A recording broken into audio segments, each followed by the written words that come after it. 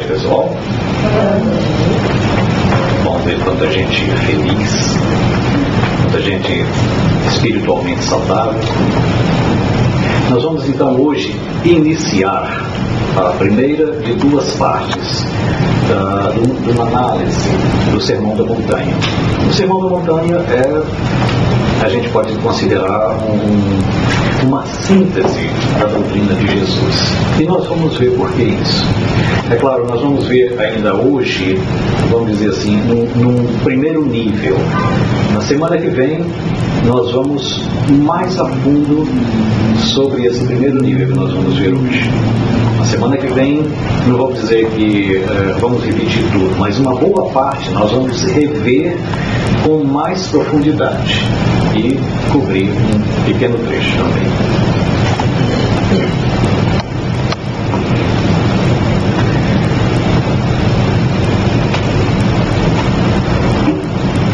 Então, nós vamos começar pelas chamadas bem-aventuranças.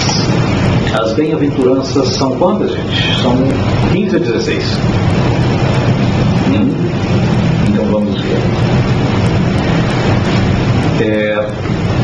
Jesus diz: bem-aventurados os pobres de espírito, porque deles é o reino dos céus. E isso é uma sequência, depois nós vamos ver. Por que Jesus falou exatamente nessa sequência que nós vamos ver uma a uma?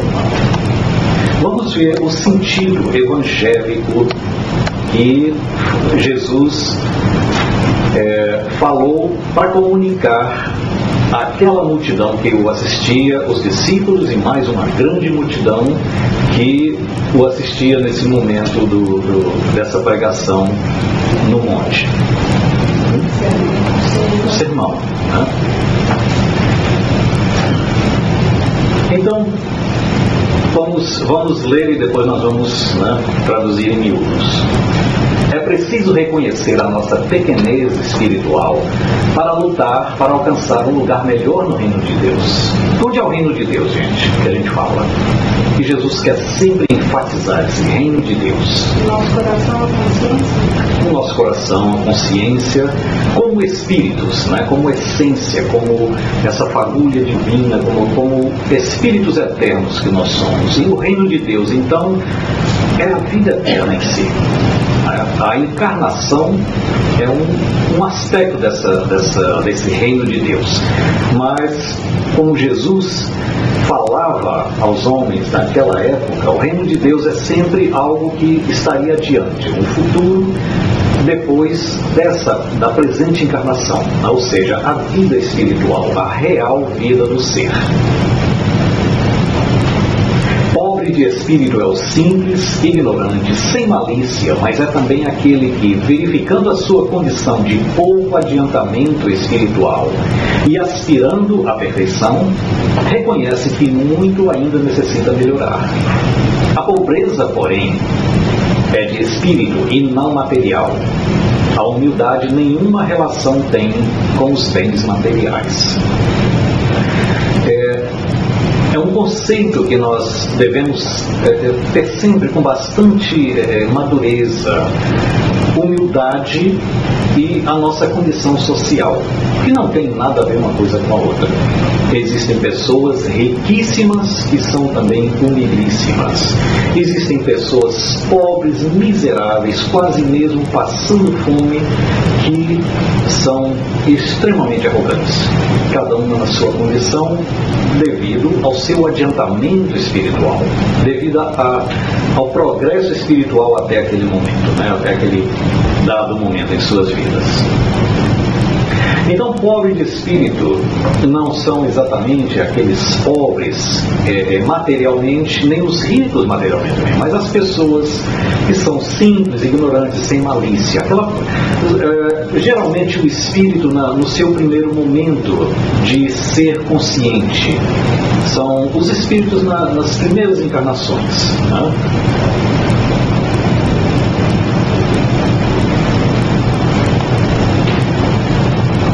Bem-aventurados os que choram, porque serão consolados. Vejamos só um relance voltando lá. bem-aventurados os pobres de espírito. Jesus sempre falou de uma bem-aventurança e uma justificativa daquela bem-aventurança, porque deles é o reino dos céus, né? Os pobres de espírito. Ele começa dizendo, porque deles é o reino dos céus, e termina dizendo, porque deles é o reino dos céus. E nós vamos agora, depois dessa análise, entender por que isso. O que significa ser nosso reino dos céus. André, posso falar um termo? Você falou que sempre não tem malícia das primeiras reencarnações. Esse momento de essa unidade através Não, nesse primeiro momento, o espírito ele ainda é mais simples, né? É aquela simplicidade natural do espírito. Não é aquela simplicidade de um espírito que já aprendeu, já cresceu, já viveu muitas encarnações e adquiriu vários vícios, várias malícias, e depois conscientiza-se e começa aquele trabalho de depuração, aquela renovação interior, voltando às raízes da simplicidade. Nesse primeiro momento, seriam os simples naturalmente, os humildes mesmo, simples. Mas pode ser depois de muitas encarnações que a pessoa... Sim, sem dúvida. Quantas encarnações teremos?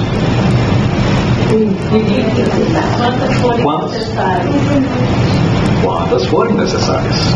Ah? Mas nunca vai terminar. Se não for na Terra, vai terminar. Da maneira como entendemos hoje, né? Então vamos seguindo. Então, bem-aventurados os que choram, porque serão consolados.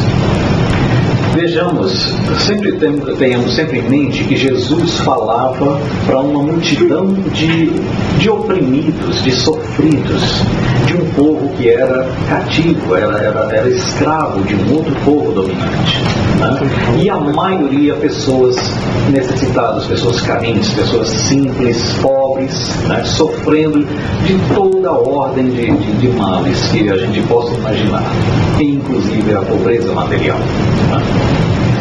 E é claro que a grande maioria ali eram pessoas que choravam. Como nós vemos ainda hoje em dia, muita gente ainda chora. Esse chorar não significa exatamente aquele choro físico, as lágrimas rolando, mas o sofrimento, todo tipo, toda ordem de dor, de sofrimento que o ser humano experimenta. A gente chora por dentro também muitas vezes, né? Sem exteriorizar essas lágrimas. Então, os sofrimentos deste mundo, ou seja, o espírito encarnado, não são frutos do acaso, nem devido ao pecado original.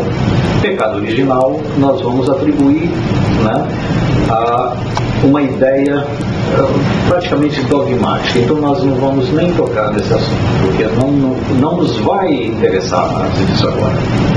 Os que choram, entre aspas, são aqueles que sofrem com paciência e resignação as expiações dos seus próprios débitos, contraídos em outras existências de aprendizado e evolução.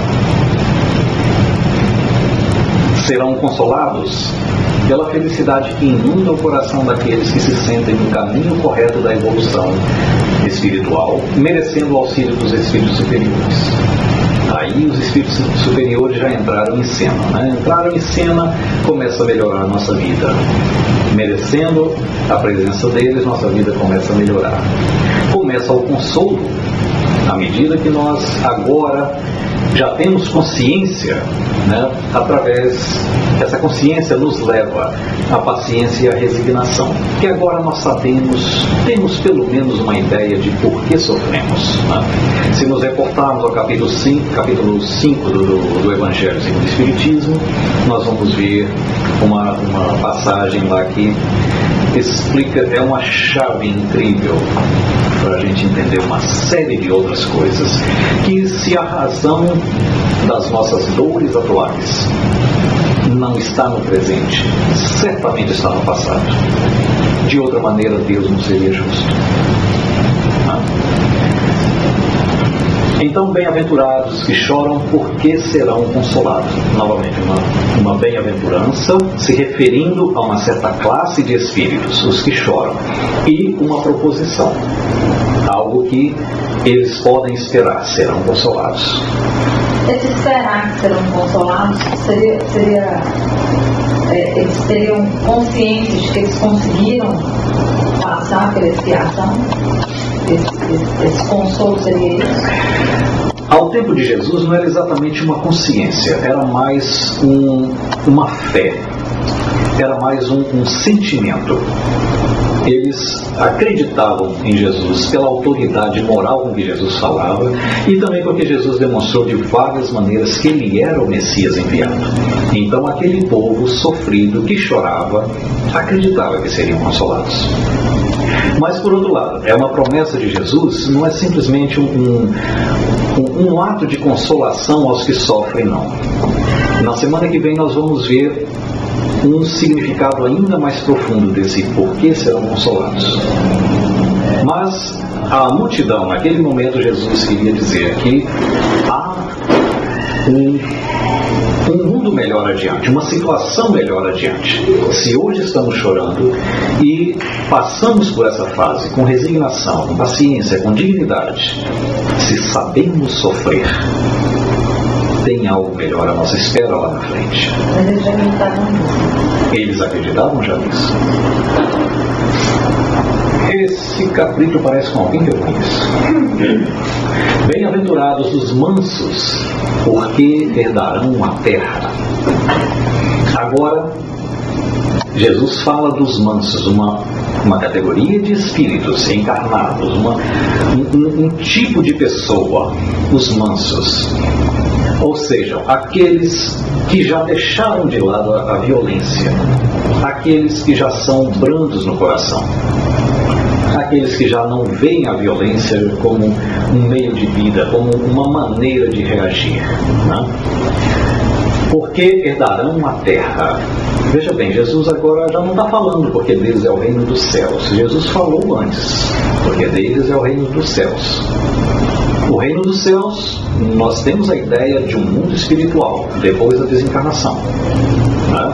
E ao tempo de Jesus, era ainda mais óbvio se pensasse dessa maneira, que o reino dos céus está depois da morte do corpo. Aqui Jesus fala que herdarão a terra. Ou seja, está falando do nosso planeta aqui. De alguma forma, esse planeta vai ser, herdarão, é a ideia de herdeiro, aquele que recebe alguma coisa da sua paternidade, da sua maternidade, né, da sua descendência. Então o pai estará passando para os filhos. Quem é o nosso pai? Quem é o pai que Jesus falava todo o tempo? Né? O pai criador, Deus. Então, de alguma forma, Deus vai reservar a terra para os mansos. Essa era a ideia. Então a violência que sempre caracterizou o comportamento do homem terreno desaparecerá dentro em pouco. O império da força dará lugar ao reino do amor, e o egoísmo será banido do relacionamento entre as criaturas para ser substituído pelo altruísmo. O altruísmo é exatamente o oposto do egoísmo. O egoísta, ele quer tudo para si. O altruísta, ele dá de si.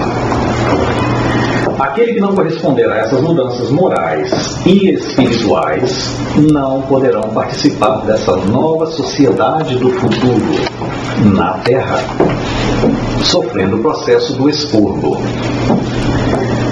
Esse expurgo nós já sabemos, né? Os espíritos iluminados já nos trouxeram essa informação há muito tempo atrás. E à medida que a gente começa agora a testemunhar essas grandes mudanças, consecutivas mudanças de vários fatos, de várias partes do globo, nos trazendo praticamente o testemunho de que essa mudança já está acontecendo, né? Nos vem à memória esse processo de expurgo. Ou seja, há um grande planeta que nós sabemos que já está sendo preparado como um novo lar, a nova moradia dessa classe infeliz de espíritos renitentes no mal, aqueles que resistem ainda às leis de amor, aqueles que já não têm mais, estão perdendo as credenciais de cidadão da Terra, aqueles que estão sendo praticamente convidados, né, a ocupar esse novo planeta onde todo o progresso está por fazer. Ou seja, toda a dureza que há pela frente vai servir como uma nova escola, uma escola de abrandamento daquelas criaturas. E apenas, gente, a história se repetindo, como nós sabemos, né? A Terra já passou por esse processo alguns milhares de anos atrás, né? Hoje a Terra está passando novamente, mas pelo outro lado da história, né? Ela agora está despachando, está expurgando aquela leva de irmãos ainda renitentes no mal. Eu vou lembrar com quem esse cabrito se parece. É com a Dori, não? O quê? A Dori.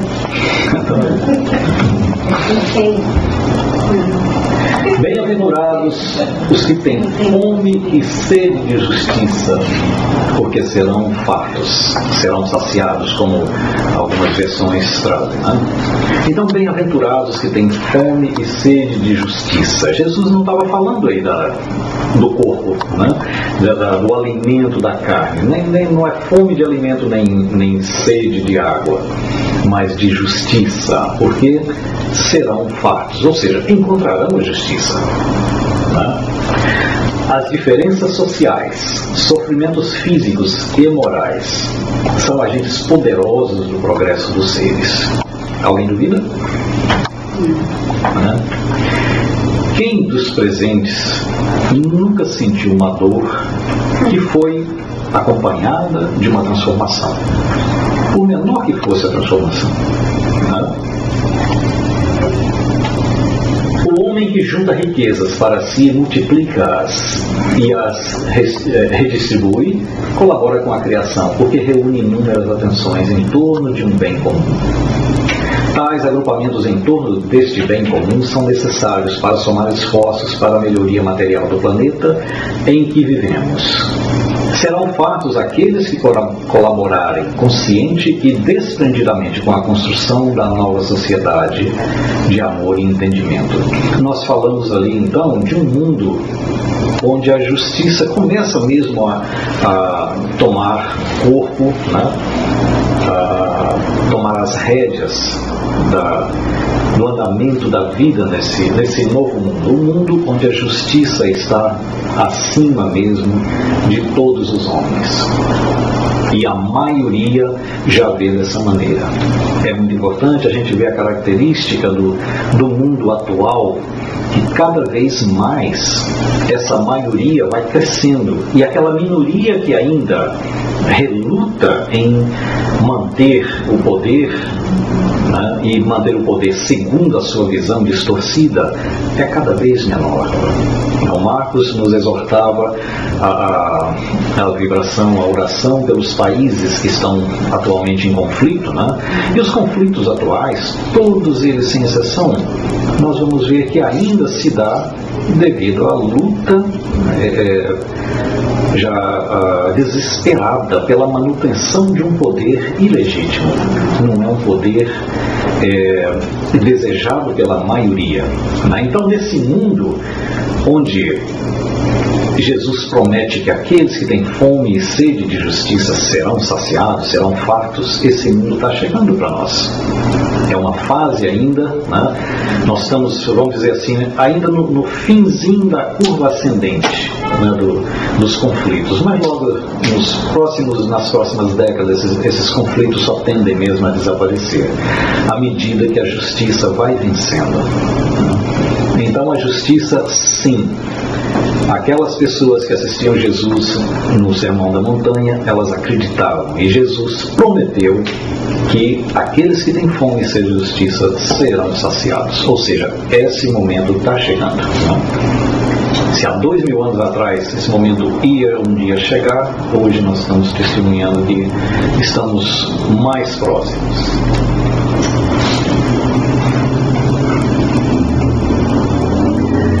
Bem-aventurados os misericordiosos.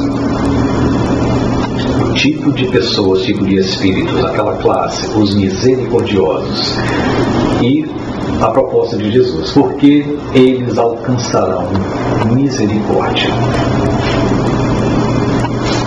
Lembram-se daquela passagem que o indivíduo foi chamado à prestação de contas e, por dever muito, ele não tinha condição de pagar e o Senhor, né, decidiu que sua mulher, seus filhos e seus bens fossem vendidos para pagar a dívida. Ele então de joelhos suplicou tolerância e recebeu a misericórdia do Senhor. Saindo dali, ele encontra um que lhe devia 100 vezes menos do que o perdão que ele recebeu, e ele exigiu o pagamento com violência do seu irmão. Ou seja, ele recebeu misericórdia, mas não foi misericordioso. Jesus aqui propõe diferente. Bem-aventurados aqueles que são misericordiosos, porque alcançarão a misericórdia. A misericórdia compreende não somente o perdão das ofensas, mas principalmente o seu esquecimento. Esse esquecimento, gente, é aquela coisa que a gente perde de vista o fato no passado? Não necessariamente. Não. Mas é esquecer a raiva que nos causou no momento, é esquecer todo o incômodo, o desconforto de ter uma pessoa nos ofendendo, né? Todo aquele sentimento que invariavelmente e inevitavelmente ainda surge nos nossos corações imperfeitos no momento que estamos sendo ofendidos. Isso sim, tem como a gente esquecer. O fato que aconteceu, por mais grave que seja, realmente não há como esquecer e nem há por que esquecer também, né, o fato em si, porque a história aconteceu, não tem como desacontecer. Né? Vamos dizer um exemplo simples, né? O exemplo mais comum que a gente vê de obsessões seculares na nossa reunião mediúnica: um assassinato. Alguém assassinou alguém no passado. É uma falta gravíssima contra o nosso próximo. Um filho de Deus contra outro filho de Deus. Né? O fato em si aconteceu. Agora, o perdão, que vai sendo acompanhado desse esquecimento, propõe que o esquecimento seja deixar de lado toda aquela animosidade. Eu não vou esquecer nunca que fulano, um irmão meu, assassinou, né, tirou a minha vida numa outra encarnação passada. Eu posso esquecer temporariamente agora, mas na liberdade do espírito, no mundo espiritual, é um fato que aconteceu. Agora, esse fato tem todas as considerações. Isso foi numa outra época em que o meu agressor era ignorante. Hoje ele pode ser um espírito muito mais evoluído do que eu. E já nem há condição de vê-lo mais como um assassino, porque aquilo já se perdeu mesmo no passado. Esse é o esquecimento que nós devemos procurar. Imensamente. Aqui precisamos recordar que a cada um será dado segundo as suas obras. Lei de ação e reação. Imensamente necessitados que somos, muitos precisamos também dar em benefício do nosso próximo, para merecer um amparo que vem suprir as nossas enormes deficiências espirituais. A misericórdia deve estar sempre ligada à prática da caridade, porque uma vem completar a outra. Misericórdia, uma vez eu ouvia um palestrante dizer que a misericórdia é difícil de definir como o benefício recebido. A misericórdia é quase algo que está assim acima da lei, porque a lei de ação e reação, que é equivalente a causa e efeito, né, para dizermos, ela coloca dos dois lados da balança o mesmo peso. Né? A nossa ação vai gerar uma reação igual e contrária. Então os pesos vão se balançar. A misericórdia, ela vem, vamos dizer assim, como um anjo da caridade que vem dar um voto de confiança para aquele que já decidiu definitivamente seguir o caminho certo. Então o sofrimento dele é amenizado, né? De certa forma ele recebe um amparo, e quando a gente pede misericórdia, geralmente vem aquela ideia de que a pessoa vai receber mais do que ela merece, e às vezes é mesmo. Só que esse acréscimo, né, é por conta conta de Deus. Então Deus tem autoridade para fazer isso e nós devemos imitar. Ou seja, nós devemos sempre oferecer aos nossos ofensores mais do que simplesmente o perdão. Oferecer mesmo a nossa simpatia, a nossa misericórdia. Ainda pode ser que não tenha expressado mesmo a misericórdia, mas a misericórdia realmente é algo difícil de expressar, porque ela realmente está acima de muitos conceitos.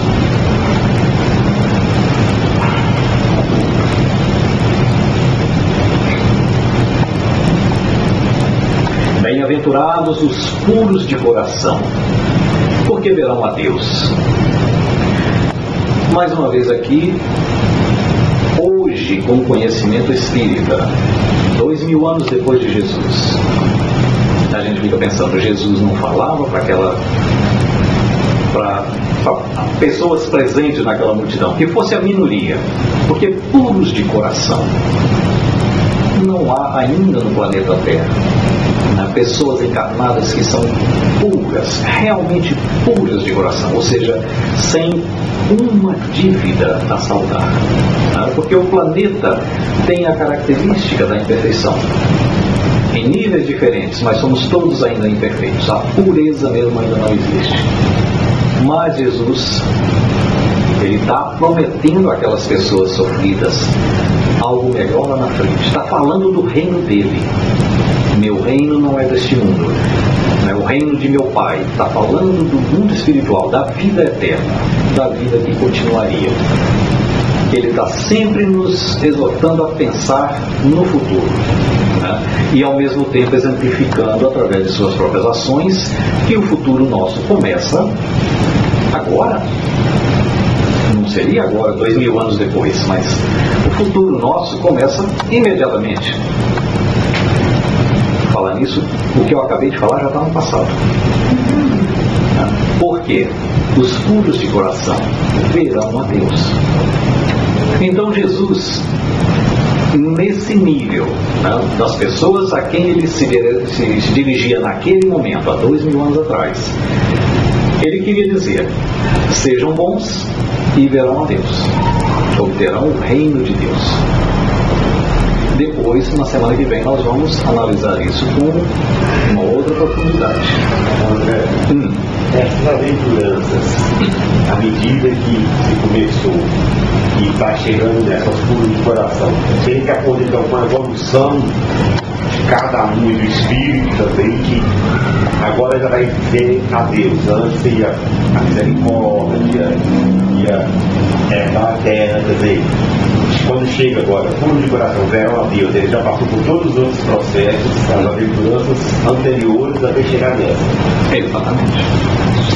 Porque os puros de coração são realmente já espíritos evoluídos, espíritos de uma grandeza muito acima da média ainda atual nos dias de hoje do nosso planeta.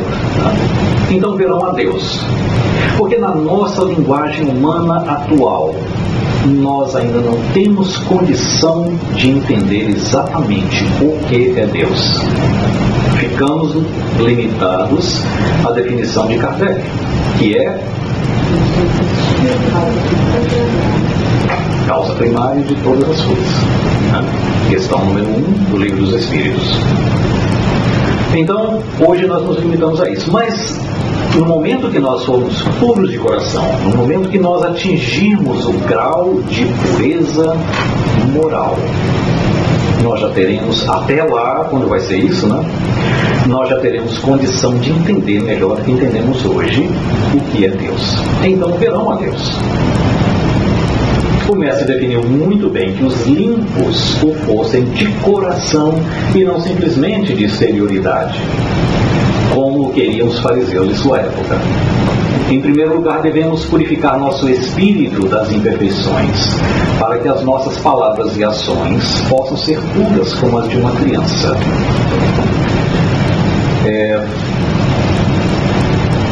Ali mencionado, a exterioridade. E nisso aí, várias passagens também no Evangelho a gente a gente vê exemplificando. Jesus, por exemplo, quando falou de perguntar a Jesus, né, sobre lavar as mãos para comer, né? Quando a resposta veio, qual foi? A questão do o mal é o que sai da boca, não o que entra pela boca, né? Em outra ocasião também ele lavando os pés dos apóstolos, né? Então tudo aquilo eram exemplos exteriores para significar o que ele queria realmente objetivar no interior do indivíduo. Então a limpeza, os furos de coração, é de coração. Não é limpar as artérias, das gorduras, de todas as impurezas que vão levar a um ataque de coração, não. É o coração do sentimento, coração espiritual, né? E vamos entender, mas é melhor ainda, nem é o coração espiritual, é o sentimento mesmo, é o fator moral do coração do indivíduo. É espírito, que é espírito. Exatamente. Bem-aventurados os pacificadores, porque serão chamados filhos de Deus. Conhecemos muitos pacificadores, né? Na atualidade, no passado.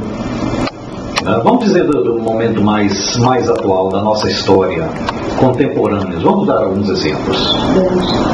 Gandhi, a Madre Teresa, que, né, se dedicou à pobreza na Índia, apesar de ser rica na Europa, né, descendente de família rica, nobre. São Francisco de Assis também. Francisco de Assis, né? Martin Luther King, né? Dalai Lama e muitos outros, né? Pacificadores, ou seja, aqueles que vieram trazer a paz e ensinar a paz através de pregações ou do próprio exemplo de trabalho, né? Ninguém mencionou Chico Xavier, né? Marcos Miranda, ele prega a paz, né? Quanta gente nós conhecemos, né, que são pacificadores, que vêm trazer a paz. E mencionando ainda Mahatma Gandhi, ele sobre o Evangelho de Jesus, sobre o Sermão da Montanha, que sintetiza, né, a lei de Jesus, alguém se lembra qual o conceito que ele emitiu a respeito do Sermão da Montanha? Se o Evangelho tivesse sobre umas bem-aventuranças, seria a chave do ensinamento de Jesus. Mais ou menos, né? Ele diz que se toda a literatura ocidental se perdesse e restasse apenas o Sermão da Montanha, nada seria perdido. Nada estaria perdido. Então, no mundo de violências como o de hoje, violências provocando violências, agressão desencadeando agressões, desde o ambiente familiar até o âmbito internacional, o relacionamento entre os homens tem sido baseado na lei do mais forte. O fraco revida como pode as agressões recebidas, alimentando incessantemente a atmosfera bélica em que todos respiram.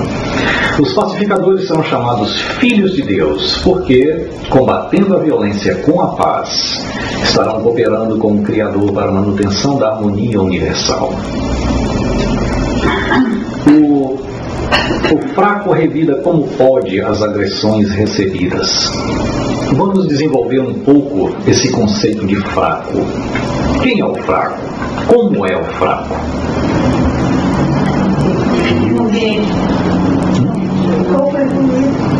O que não tem conhecimento. O ambiente familiar, sim. Alguém não tem conhecimento e não vai lidar com qualquer agressão. É fácil. É o fraco e o forte, né? Vamos dar um exemplo prático. Um homem agride um outro. Esse outro revida a agressão com outra agressão. Aí começa o quê? Uma briga. Agressão, agressão, agressão, agressão. Bolacha, bolacha, bolacha, sopapo. E aquelas coisas que a gente sabe. Acabou, não vamos mais falar disso. Tá? Segundo caso, um homem agride o outro.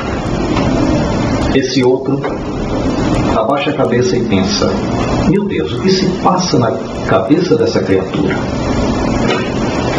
Deus o perdoe, porque eu já o perdoei. Bate do outro lado também. Jesus falou para bater do outro lado, né? Depois nós vamos ver isso também. Qual dos dois é o forte e qual dos dois é o fraco?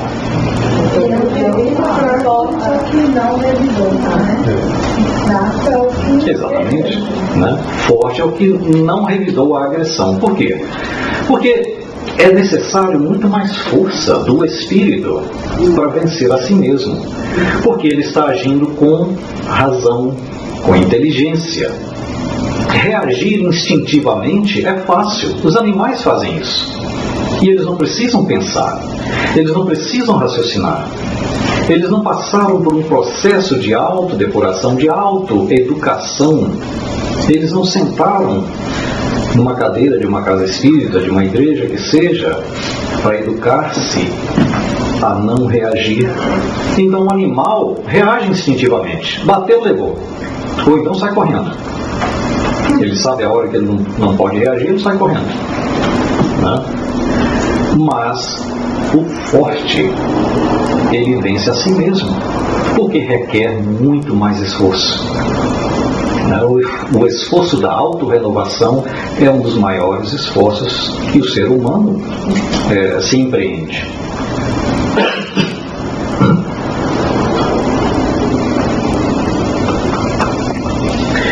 Bem-aventurados os perseguidos por causa da justiça. Olha como é que Jesus encerra, essa é a última das bem-aventuranças, né? Porque deles é o reino dos céus. Já ouvimos isso antes? Em qual? Na primeira, né? Então na primeira, Jesus deu só uma, vamos dizer, passou um melzinho na boca, mostrou que há, né, uma coisa boa lá na frente. Porque deles, quais são os primeiros? Bem-aventurados os aflitos, né? Então ele começou por aqueles que estavam no meio em pleno sofrimento, os aflitos, porque deles é o reino dos céus, ou seja, todos nós somos filhos de Deus. Se somos filhos de Deus, somos herdeiros do Pai, o que é do Pai também é nosso. Então o reino dos céus é nosso, de qualquer maneira, espíritos atrasados ou não, ou adiantados, o reino dos céus é nosso. Agora, em que lugar deles nós vamos ficar que é diferente, né? Mas os perseguidos por causa da justiça, porque deles é o reino dos céus. Agora ele já está falando ali de uma outra categoria de pessoa também. Os apóstolos, quando ele começou a sua peregrinação, eram as mesmas pessoas por dentro de quando ele desencarnou na cruz? De forma alguma, né? Um bom número dos apóstolos já havia se transformado, se renovado, já era agora também perseguido pela causa da justiça. Antes eram pescadores, eram pessoas comuns, né? Depois um mais outro foram se juntando, né? Mas eles não eram perseguidos por causa da justiça. Agora, com Jesus, eles passaram a ser. Ali não seria melhor bem-aventurados perseguidos por causa da injustiça? Porque aquela justiça é injusta. Sim, mas a lei está falando dos que defendem a justiça, né? Então eles são perseguidos por causa da justiça que eles promovem. Não, mas veja bem, é a justiça que eles promovem, a justiça que eles ensinam. É essa justiça que Jesus veio ensinar. Então Jesus foi perseguido por causa da justiça que ele trouxe.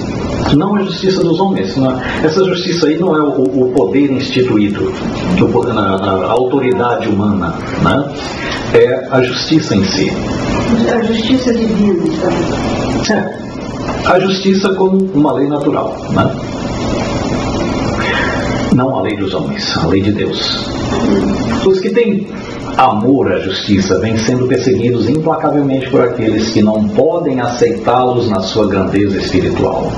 A cruz e a arena romana, a fogueira da Inquisição, a difamação atual. Então nós vemos ao longo da história quanta gente é perseguida por causa da justiça. Ainda hoje, novamente, vamos nos reportar a nossa concentração aqui antes da nossa reunião, que o Marcos mencionava, esses países que estão em conflitos civis, em conflitos armados mesmo. Por quê? Por causa da justiça, que a maioria agora está sedenta, está querendo, e agora estão motivados por ver o vizinho, né, lutando pela sua justiça. Os outros vão também se levantando e lutando, né? Então, desejo de justiça é algo contagioso também, tá? A gente vê começa. Então, a cruz, a arena romana, a fogueira da Inquisição e as coisas da atualidade também, né? Durante toda a história da humanidade nós vamos ver atos de pessoas buscando a justiça e perseguidos por causa disso, né? Nos países onde a sociedade já conquistou um certo desenvolvimento moral, já não há essa perseguição violenta. Há perseguição de outras maneiras, né? Como boicotes e outras maneiras, vamos dizer assim, civilizadas, né, de se perseguir aqueles que promovem a justiça, mas não mais a violência. Como o orgulho e o egoísmo dos homens não permitem a esses seres esclarecidos viverem aqui a justiça que almejam, resta o consolo de que no reino dos céus poderão tê-la na sua plenitude. Ou seja, os perseguidos por causa da justiça, porque deles é o reino dos céus. No reino dos céus, quando eles atingirem a angelitude, eles verão a justiça em sua mais alta expressão. E o que eles podem fazer é tentar trazer, né, essa ideia para a Terra. Porque tudo que existe na Terra é uma cópia de mundos mais elevados. Porque a Terra destina-se à perfeição também, né? Então nós temos informação da espiritualidade de várias maneiras, através de vários autores, né, de que muitas coisas na indústria, na arte, nas invenções, na ciência, muitos espíritos encarnados são levados ao plano superior durante o sono, em desdobramento natural, né? E lá a eles que já têm a base do conhecimento, a que vão ser expostos, né? É dado a eles uma informação mais adiantada. E quando eles voltam à vida normal da Terra, eles vêm com uma grande ideia de uma grande invenção, de uma descoberta, né? São os chamados gênios, né? Ou da pintura, ou da música, ou da indústria, da invenção, da aviação, da medicina, né? Então, o mundo material é uma cópia, né, sempre em aperfeiçoamento dos mundos superiores. Quando dorme, mas ele já vem no outro mundo já com essa capacidade, né? Eu também disse que são aqueles espíritos que já têm a base da preparação, né? É como nós não vamos confiar certos ensinamentos a nível de universidade para uma criança ainda no elementary school, né? Nós vamos trazer um estudante universitário, né, para falar com ele ao mesmo nível, né? Da mesma forma, os homens que são levados ao plano espiritual para trazerem de lá informações importantes para o bem da humanidade, são homens já preparados, que já têm a base daquilo que eles vão representar, né, a seguir. Quando dorme? Quando dorme, por quê? Porque é a maneira natural de se comunicar entre os dois mundos, entre um espírito encarnado e um espírito desencarnado. Então, durante o sono natural nosso aqui na Terra, muitas vezes nós nos desdobramos e vamos em outras tarefas para o plano espiritual, como espíritos encarnados que nós somos. Infelizmente, a gente não pode adentrar certas áreas do mundo espiritual carregando o nosso corpo material, né? Na sequência do Sermão da Montanha, bem-aventurados sois, quando por minha causa vos injuriarem e vos perseguirem, e mentindo, disserem todo mal contra vós. Folgai e exultai, porque é grande o vosso galardão nos céus, pois assim também perseguiram os profetas que viveram antes de vós. Então, Jesus está dando ainda mais uma palavra de incentivo àqueles que disseminam as coisas boas do plano espiritual, aqueles que vão segui-lo, aqueles que vão promover a paz e prometendo uma recompensa lá na frente. Essa é a maneira segura de avaliarmos a eficácia do nosso trabalho. Se os materialistas e os sectários se levantam contra nós, maior terá sido a repercussão da nossa atividade junto aos necessitados de toda a ordem. Me lembra quando Kardec despachou um carregamento de 350 volumes do Livro dos Espíritos para seu amigo proprietário de uma livraria na Espanha, e o bispo de Barcelona interceptou o carregamento e fê-lo queimar em praça pública. Lembram-se disso? Aí o que aconteceu? Kardec pede orientação aos espíritos, naturalmente, e seu espírito orientador lhe disse o quê? Deixe seguir a ignomínia, terá melhor resultado para nós do que tentar salvar, em outras palavras, né? Então, a destruição de 350 obras espíritas de uma doutrina que nascia, né, que começava a surgir, afrontando de certo modo a hipocrisia das religiões dogmáticas da época, né, da dominação dogmática da época, né? Deu muito mais resultado queimar aqueles livros, sacrificar aquelas obras, volumes de papel, né, do que tentar lutar para salvar um carregamento de 350 volumes. Né? Esses 350 volumes se multiplicaram muito mais em termos de curiosidade daqueles que queriam saber o que estava sendo queimado. Né?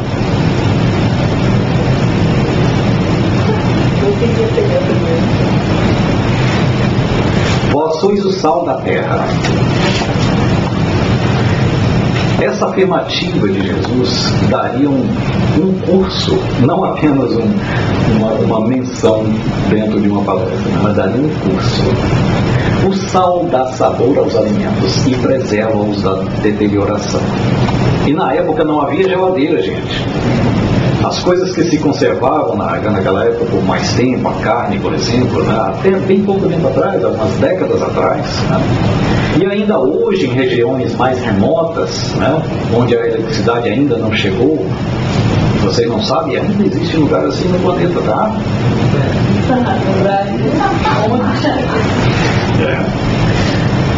Então, o sal conserva também, dá sabor e conserva os alimentos.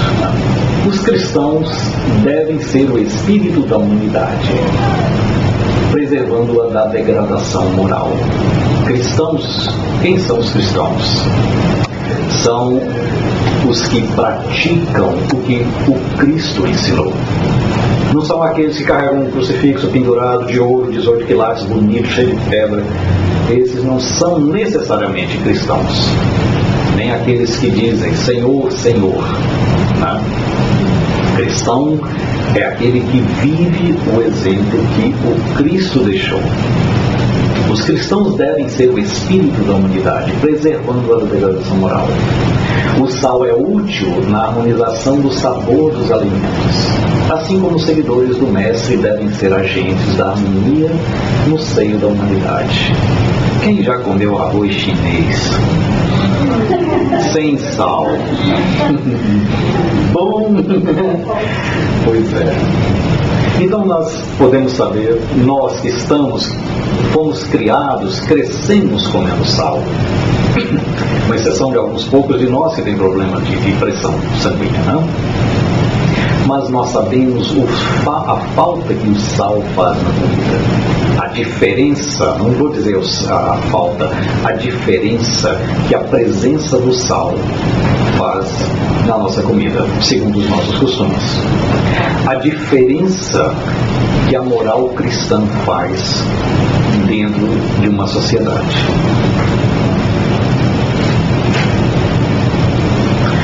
E para que o sal possa exercer a sua atividade, precisa estar em contato com os alimentos, penetrando-os e misturando-se a eles. Isso aí já derruba aquele conceito de isolamento daqueles praticantes de certas ideologias que acham que ficar num mosteiro, num monte, em algum lugar afastado de tudo e de todos, para não se contagiarem com o pecado da alma humana, eles chegariam a Deus, né? Então, se eles não se misturam com a própria espécie, eles não estão fazendo efeito. Se o sal não se mistura no alimento, ele não vai dar sabor ao alimento. Se nós não levamos a doutrina espírita e, em última análise, a doutrina de Jesus às pessoas, nós não estamos fazendo muita diferença, guardando só para nós o sabor do nosso sal.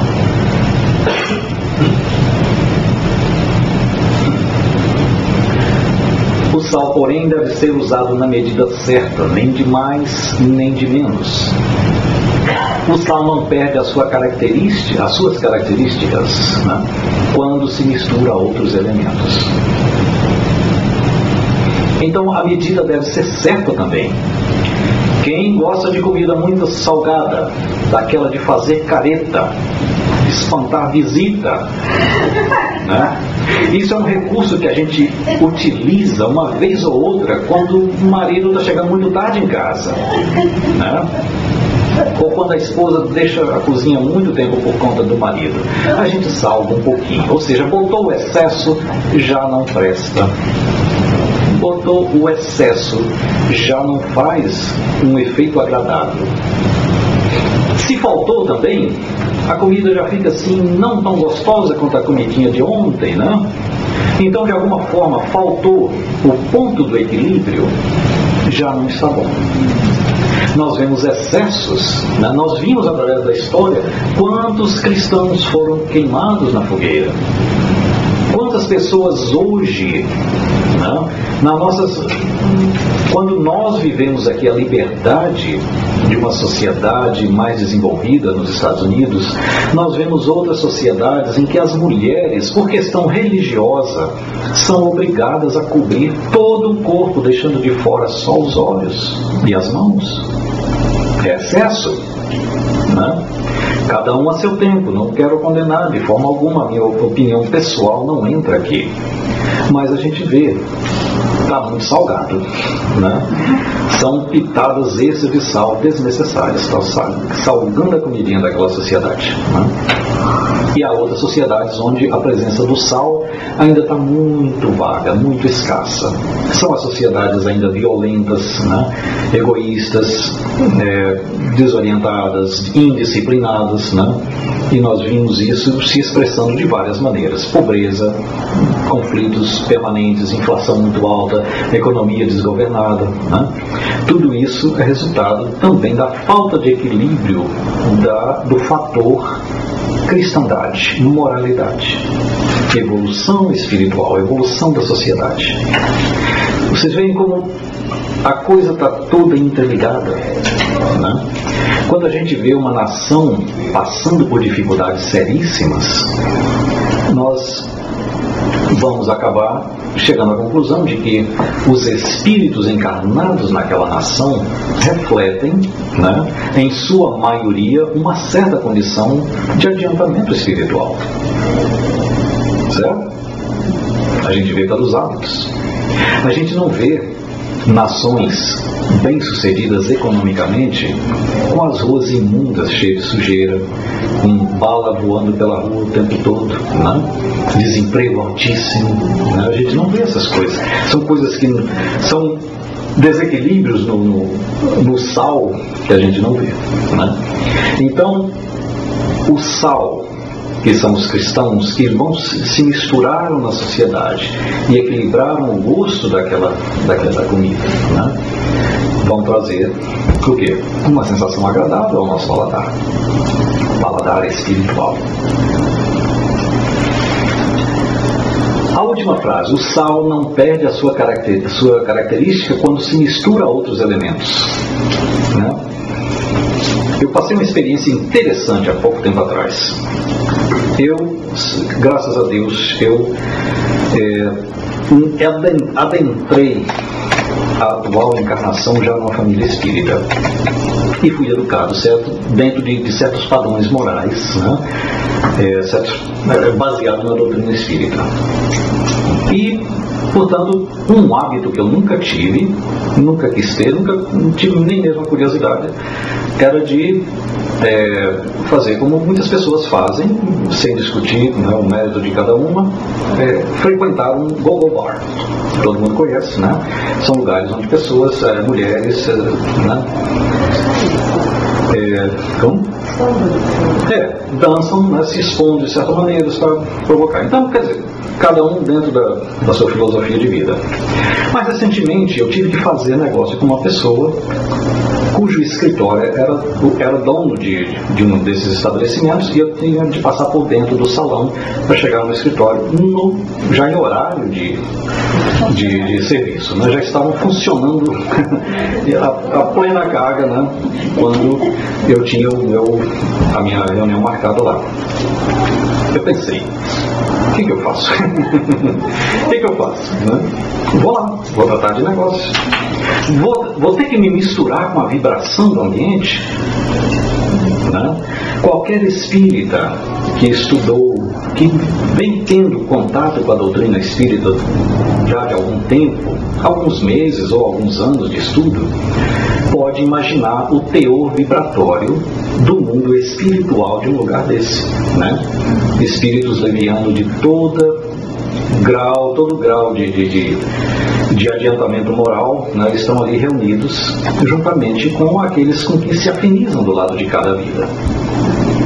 Eu tenho que me envolver com a vibração desse ambiente? De forma alguma, né?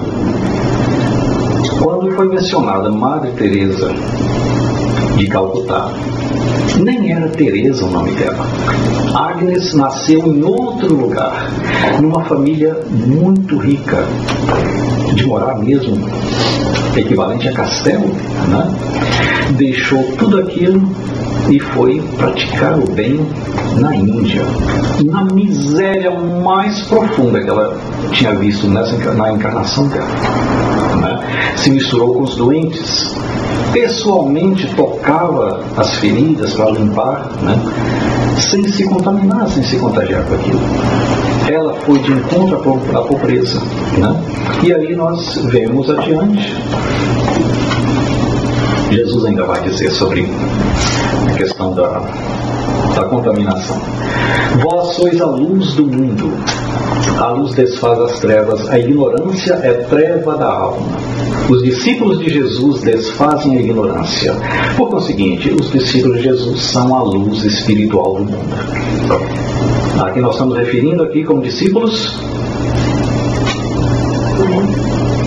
todos aqueles que estudam a doutrina de Jesus, todos aqueles que já ouviram falar da doutrina de Jesus e já reconheceram como algo bom para si. E num outro estágio, aqueles que realmente estão levando a doutrina de Jesus adiante e levando para a sua comunidade, seja a família, seja, né, a comunidade onde vivem. Uma cidade erguida no topo de um monte é vista por todos, desde muito longe. Assim é o discípulo de Jesus. Todos o observam, a ver se não desmente com os atos e que prega as palavras. Imagina, se tivesse alguém conhecido lá naquele bar onde eu caminhei de cabeça erguida, né, ao encontro do meu cliente que estava lá dentro. O André, eu vi o André em tal lugar, sem vergonha, né? Coordenador de reunião mediúnica, palestrante na casa espírita, no bar. Seu jeitinho, né? Então, os que tiveram a aventura de conhecer as leis divinas deverão esforçar-se para que o maior número possível de criaturas as conheçam também. Então, o nosso compromisso com Jesus Se nós não estamos na posição mesmo de divulgadores formais da doutrina, pelo menos o nosso exemplo é um compromisso que nós temos com Jesus, para podermos ser chamados de cristãos. Não espalhar os conhecimentos espirituais é esconder egoisticamente a luz que deveria beneficiar muitos. Tais os médiuns que se afastam do trabalho mediúnico, apagam a luz que em si traziam para clarearem o caminho dos irmãos menos evoluídos. Dá uma menção rápida aos médiuns que numa outra sessão adiante nós vamos um pouco mais a fundo, né? Então, a cidade no topo de uma montanha, ela é vista de toda a região. Há um ditado, muitas são as vistas que descortinam aqueles que atingiram o topo da montanha. Claro, lá de cima nós nos sentimos mesmo, às vezes, donos do mundo, né? Porque lá de cima de uma montanha, quem já teve o prazer de um dia escalar um monte muito alto e de lá de cima ver tudo lá embaixo, é uma sensação muito boa, né? A gente sente que há muito mais, né? A gente vê com mais amplitude. Não vim revogar a lei, sim cumpri-la. Como no Evangelho no Espiritismo, eu não vim destruir a lei, né? Mas o significado é o mesmo. Não vim revogar a lei e sim cumpri-la. Existiam na lei judaica duas leis distintas. Uma, a lei imutável de fundo moral, transmitida por Moisés, pelo plano espiritual. A outra de caráter disciplinar.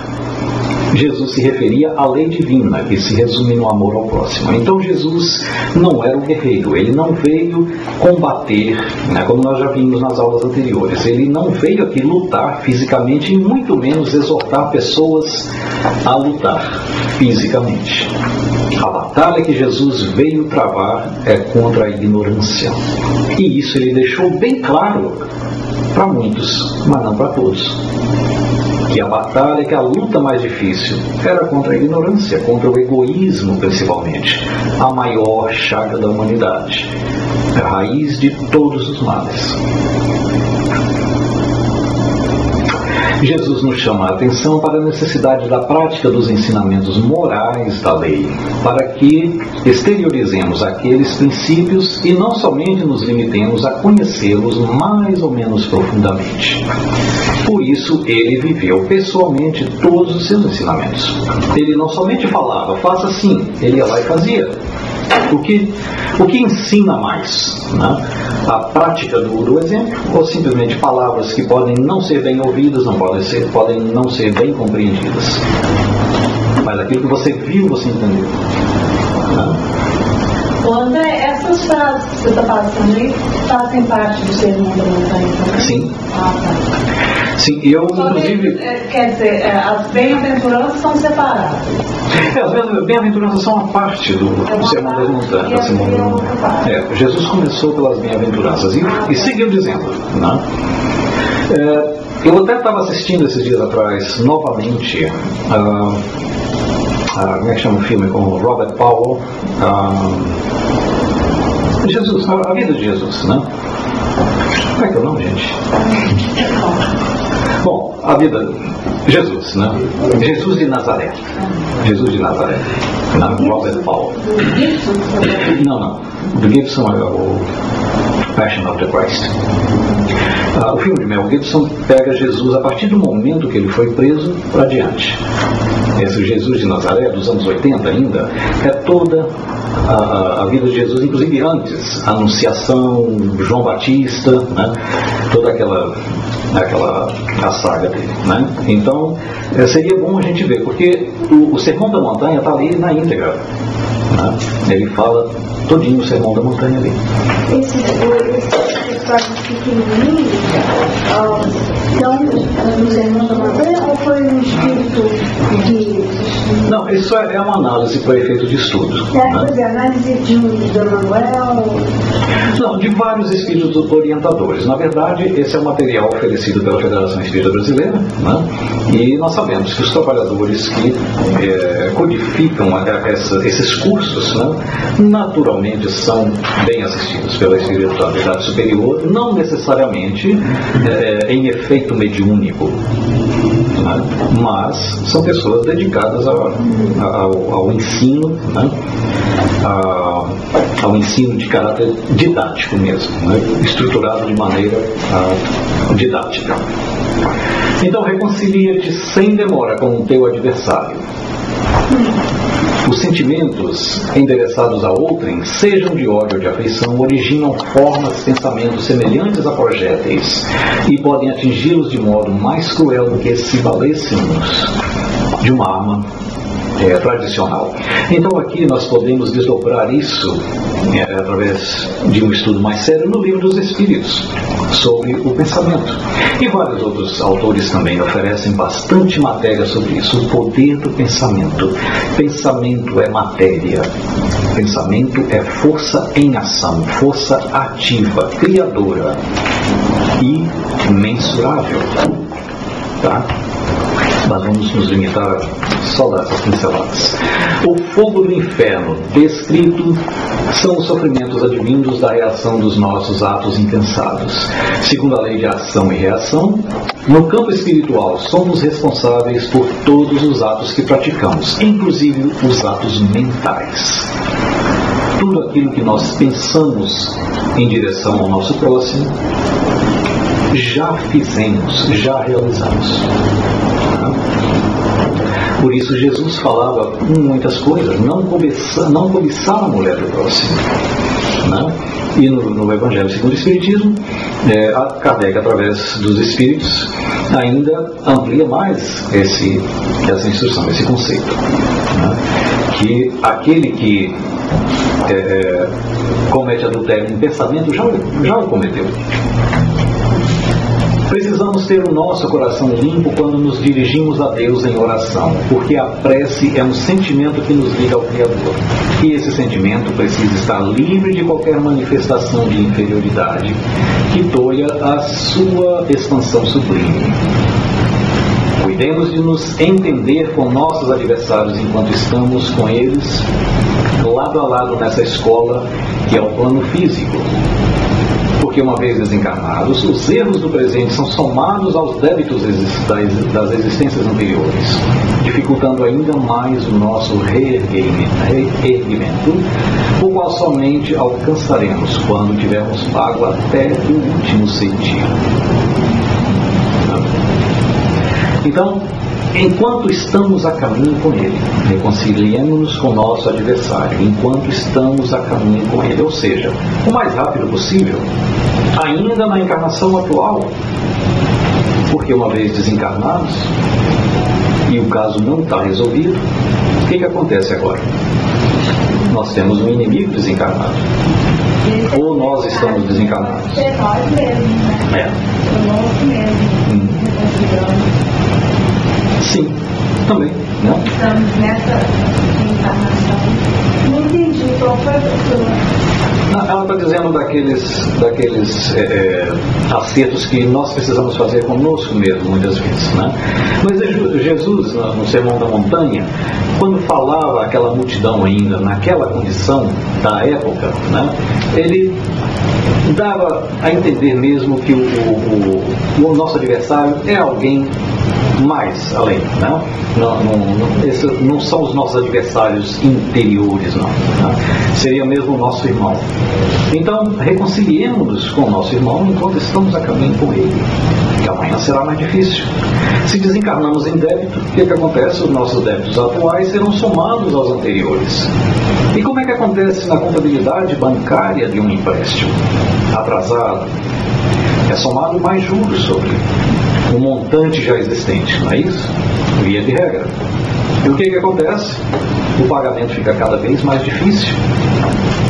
E somente a misericórdia do banqueiro que vai nos aliviar do peso daquela dívida. Vocês já viram Misericórdia do Banqueiro?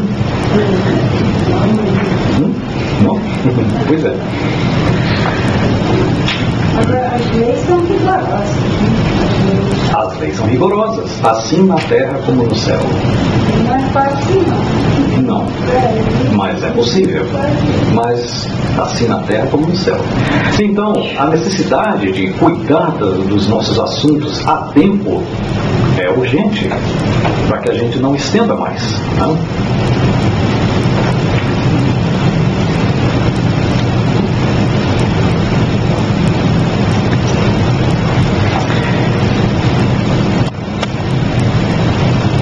Teu olho é motivo de escândalo, arranca-o. Se quando encarnados podemos fazer exatamente o oposto daquilo que pensamos, porque o pensamento ainda permanece oculto aos que nos cercam, quando desencarnados a situação muda totalmente. Os sentimentos para os desencarnados não constituem segredo, porque eles se espalham na aura, alterando sua estrutura e cor de forma característica. Ou seja, a gente se expõe através do nosso pensamento. O nosso coração tem, a nossa aura vai se expandir de acordo com nossa condição vibratória. Livro dos Espíritos, livro dos Médiuns, temos muito que estudar nesse campo.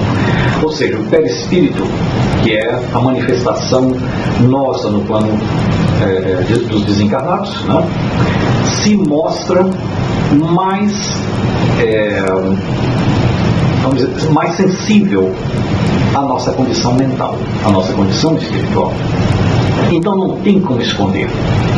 Não adianta a gente chegar nas portas lá de uma colônia espírita pedindo socorro, lá na beira do umbral, e querer entrar sem a nossa condição vibratória naquela colônia que não comporte a nossa condição vibratória.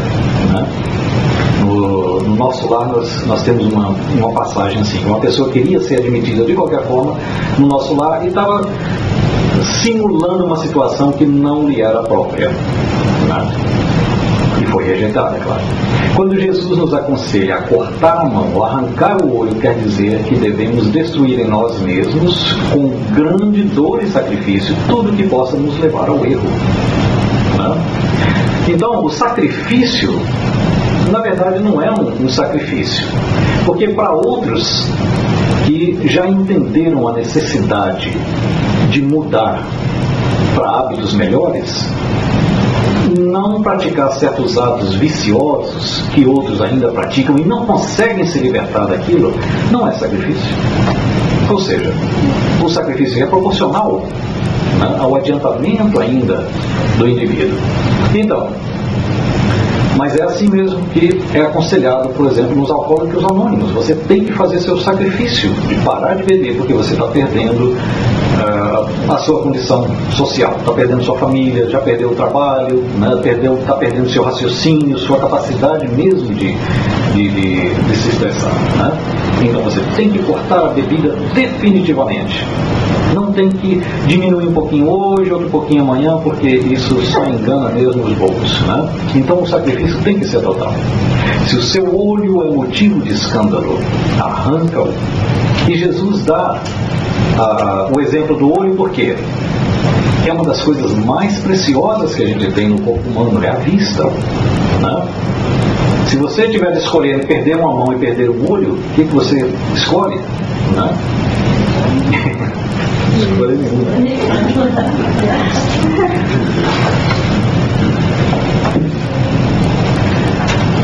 Aquele que repudiar sua mulher a expõe a tornar-se adúltera. Bom, isso aí já está muito a ver com a sociedade da época mesmo. Um divórcio bastante comum entre os judeus na época de Jesus poderia abalar de maneira significativa o alicerce da família. Diferente hoje? Uma instituição de enorme importância no processo evolutivo dos espíritos.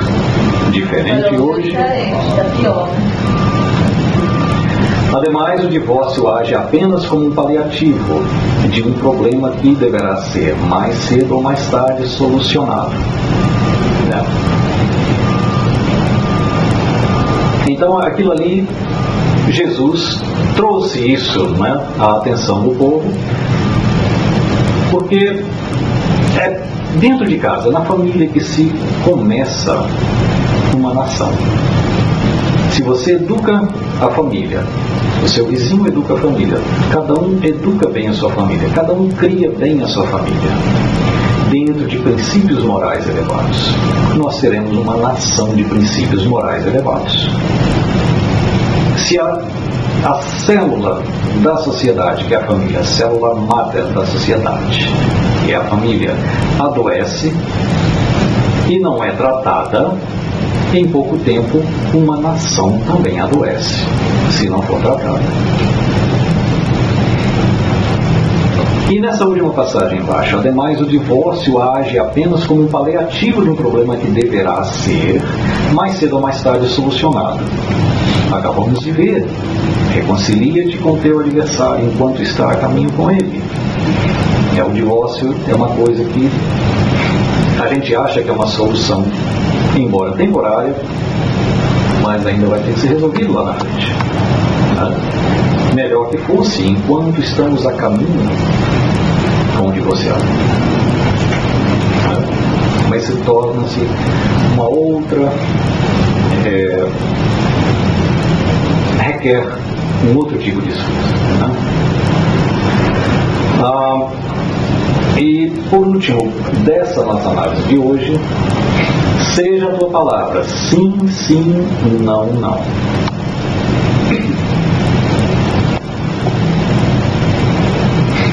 Aquele que tem pureza no coração transmite sinceridade nas palavras e se impõe pela sua superioridade sem necessidade de artifícios. Por outro lado, aquele cujas palavras traduzem falsidade provocará dúvidas e desconfiança nos semelhantes, mesmo que jure por todos os santos da criação. As palavras do Mestre nos conduzem à prática da lealdade e da sinceridade, o que deve ser uma das preocupações constantes de todo aprendiz do Evangelho. Então aí nós voltamos à raiz de todo o sucesso da comunicação de Jesus: a prática do ensinamento. Ser o seu dizer sim, sim, não, não, sem sofismas, né? Sem ideias encobertas com segundas intenções e endossado pela prática. Assim deve ser a maneira de comunicar a ideia espírita, a ideia cristã, né? E o oposto disso aí é o que gera todos os erros dogmáticos, todo o fanatismo das religiões, né? As pessoas que ensinam uma coisa praticam outra, ou ensinam distorções segundo interesses pessoais, interesses de um grupo, né?